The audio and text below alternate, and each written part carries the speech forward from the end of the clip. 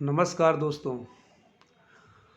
आज हम एक बात करेंगे कि एसआईपी में पार्शियल विड्रॉल की उसका आपके कॉर्पस में क्या इम्पैक्ट कर पड़ता है। जैसा आपको हेडिंग में ही दिख रहा है कि partial withdrawal from SIP what effect your final corpus.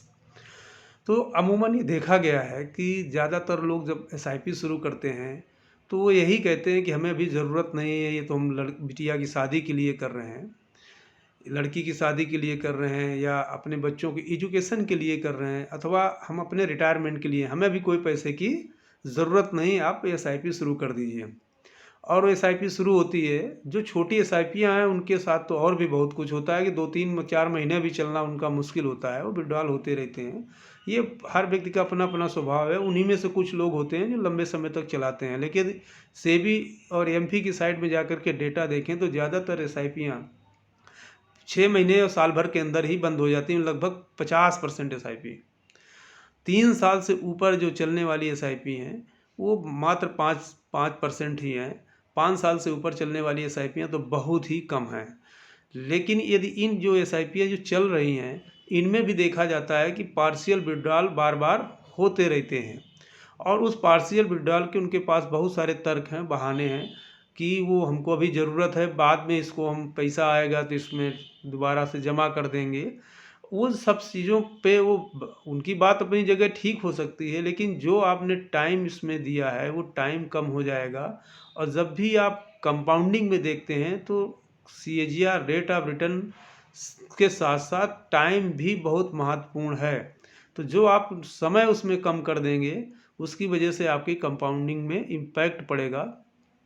तो एक हम छोटी सी एसआईपी लिया जिसकी ये 10,000 रुपये की एसआईपी, एक डाइवर्सिफाइड म्यूचुअल फंड जो फ्लेक्सी कैप या मल्टी कैप कैटेगरी में यदि किसी ने इन्वेस्टमेंट किया है तो 14% का सीएजीआर के साथ यदि कैलकुलेशन करें और 25 साल एसआईपी चले, उनके रिटायरमेंट की एसआईपी है, तो 2,34,00,000 के आसपास कॉर्पस तैयार कर देती है। लेकिन यदि आप इसमें दूसरे साल आईफोन या कुछ भी खरीदने के लिए इससे 80,000 रुपये का विड्रॉल कर देते हैं तो आपके जो फाइनल कॉर्पस में ये 18,50,000 से अधिक कम कर देगा। ये 80,000 रुपये का फ़ोन आपके जो जो फाइनल वैल्यू बननी है कॉर्पस की उसमें 18.5 लाख रुपए कम कर देगा। अब आपका जो कॉर्पस केवल 2,15,00,000 ही मिल पाएगा। अब ये एसआईपी आप कंटिन्यू रखते हैं जैसा आपने वादा किया है, लेकिन आप फिर 2-4-5 साल बाद मतलब 6वें-7वें साल आपको लगता है कि हम कहीं घूमने जाते हैं या उसके लिए हमको पैसे की ज़रूरत है, हमें 2.5 लाख रुपए से और भी विड्रॉल करना है। ये सब ज़रूरतें आती रहती हैं और बार बार ये सब ख्याल भी लोग देते रहेंगे कि अरे जमा कर रहे हो इतने दिन, 25 साल 20 साल ज़िंदगी में एंजॉय नहीं कर पाओगे। इस तरीके की बहुत सारी चीज़ें हैं कि इस ऐसा पैसा जमा करने से क्या फ़ायदा है। लेकिन आप कभी भी नहीं ध्यान देते कि जो 10,000 रुपये की एसआईपी आप चला रहे हैं, यदि आपकी 1 लाख रुपये सैलरी है और आप उसमें 10,000 रुपये की एसआईपी चला रहे हैं तो 90,000 रुपये के बारे में आपका कहीं भी कोई भी ध्यान नहीं जाता है कि वो 90,000 रुपीज़ को आप क्या कर रहे हैं। क्या आप फिक्स डिपॉजिट कर रहे हैं या और ये सारे पैसे आप खर्च कर दे रहे हैं। तो आपको ज़रूरत थी वो 90,000 पे फोकस करने की। लोग इस 10% मतलब 10,000 के एसआईपी पे ज़्यादा फोकस कर लेते हैं और फिर इसमें 2.5 लाख रुपए का रिडम्पशन हो गया। तो यदि 2.5 लाख रुपए का आप रिडम्पशन कर देते हैं तो आपका लगभग 30 लाख रुपए का इम्पैक्ट कर देगा। 80,000 रुपये वो 2.5 लाख ही है। 3,30,000 रुपये यदि आपने 2 बार में रिडेम्पशन कर दिया है इन 6-7 सालों में तो करीब 50 लाख रुपए आपका कॉर्पस कम हो जाएगा। जो आपका कॉर्पस 2,34,00,000 रुपये बनने वाला था, अब ये कॉर्पस आपका करीब 1,75,000 के आसपास ही रह गया। ISIP फिर भी आप कंटिन्यू किए हुए हैं, लेकिन आपको अब लगता है कि ये 10-11वें साल SIP में फिर रिडम्पशन आता है कि हमको एक कार खरीदनी है, उसके लिए डाउन पेमेंट करना है या कोई और दूसरा काम हो सकता है, तो उसके लिए भी आपने 2 लाख रुपए इससे विड्रॉल कर दिया 10वें साल SIP के, तो अब आपने केवल 5,30,000 रुपये विड्रॉल किया। लेकिन जो फाइनल कॉर्पस में जो अंतस करेगा ये 2 लाख रुपए, वो करीब करीब 15 लाख के आसपास ये इम्पैक्ट कर देगा। तो तीनों यदि रिडम्पशन को जोड़ दिया जाए तो आप 65 लाख रुपए करीब करीब आप यहाँ से कम कर लेंगे। इस तरीके से आप यदि देखें तो करीब 1 करोड़ 70 लाख के आसपास ही आप ये कॉर्पस तैयार कर पाएंगे, जो आपका 2 करोड़ 34 लाख बनने वाला था।